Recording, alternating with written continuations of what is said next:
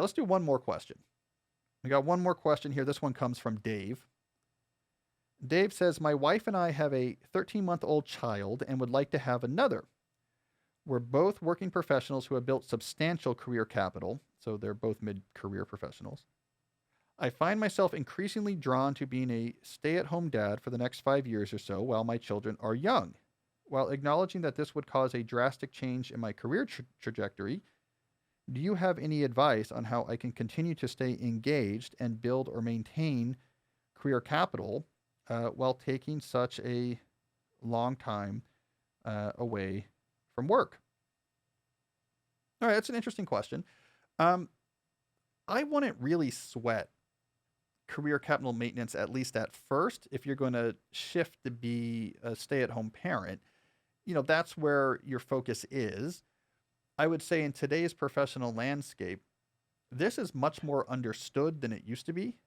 So if you say, I did this, I was at this point in my career, I have a lot of career capital, 3 years I disappeared, and then I came back onto the scene. To say, yeah, I disappeared for those 3 years because I was taking care of my kids, this is way more understood. You don't really need a more elaborate explanation than that. Now, if you're talking about a 5-year period, and by the way, I'm pulling these timelines sort of out of thin air, so don't take this too seriously, but roughly speaking, I think if you're talking about maybe a 5-year period, maybe around year 3 is when you bring back in, or year 4, maybe you bring back in the part-time consulting, the whatever it is, the limited engagements, just to get your foot back in the door, to pick up on the newer skills, to get your name back out there. More importantly, to help you start sniffing out the different opportunities, so you're not just trying to go for, if you go from 0 to 60, now I need a full-time job, you might end up landing in a job that's not the right setup for what you're looking for. So it allows you to sort of get your foot back in the door, see what's going on, test the water if you do want to go back to work, and if you do, where do you want to fall on the spectrum of doing your own thing as a consultant or going back and working for a firm. You get a lot of good insight. But I think for the first 3 years, if you can be at home, right? And your focus should be on that. Also, remember the whole point of career capital, the theory laid out in my book, So Good They Can't Ignore You, is that the whole point of career capital is that it gives you something you can invest to get in return traits in your career that resonate. So you have this general vision of a lifestyle that is very appealing. Oftentimes, the things that makes lifestyles appealing are themselves valuable, so you have to have something valuable to offer in return. So you build up rare and valuable skills. This gives you more career capital. You invest that capital to get more control and autonomy over your career.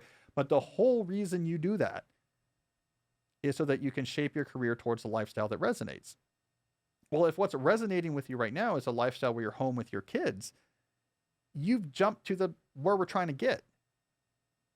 Right? The career capital is a means to the end of, I have autonomously shaped a lifestyle that resonates with me. It's one of the things you can use to get there. But if this lifestyle resonates, I want to be there in my kid's life during this young period of their age and be more engaged in family life and what have you, then you are already at the end. So you don't have to worry so much about career capital. And then when it comes time to come back to work, if you want to go back to work, you should be doing this from a lifestyle perspective. Oh, is there a lifestyle I have in mind here that work now plays a role again? But I wouldn't be surprised in your situation where you're saying, I really like this lifestyle where I'm with my kids. And maybe now they're getting a little bit older. They're in school most of the day. And so I don't want to just be at home. But I want to maintain a lot of the aspects I like of this lifestyle. I like to be there in the mornings. I like the fact that I can pick them up after school when they're done. And I think this is really important, but I also want something else to do. This may lead you to a very different type of career trajectory than if you were just trying to stay on the trajectory you're on now. Maybe this is a trajectory you're saying, I'm not trying to be the partner at my engineering firm. I want 10 hours a week of consulting work that is interesting to me. And because I was pretty good before I put what I was doing on pause, I get a pretty good hourly rate for it. And that's nice. And it helps make ends meet and makes things a little bit more flexible in the household. But it also gives me a lot of flexibility. I mean, your whole vision might be different.